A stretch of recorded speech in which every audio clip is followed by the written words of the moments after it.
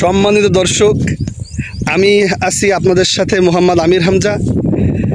আমি এই মুহূর্তে বাগেরহাটে আছি আমাদের মাদ্রাসার মোহতামিম সাহেব হুজুরের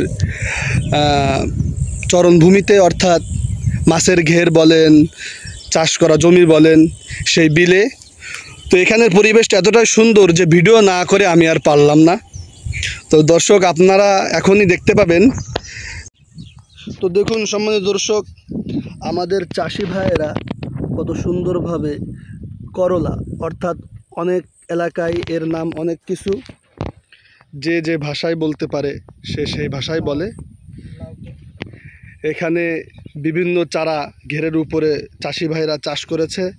তার ভিতরে একটু দেখতে পাচ্ছেন লাউয়ের চারা। অদূর দূরে দেখা যায় আমাদের মোহতামিম সাহেব হুজুরকে।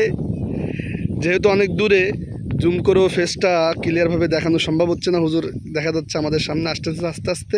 আসলে একটা কথা বলার দরকার, এই যে চাষি ভাইরা এই যে চাষাবাদ করতেছে এতটা কষ্ট করে, যখন আমরা এই ভূমিতে আসি কাজ করতে দেখি তখনই উপলব্ধি করা যায়।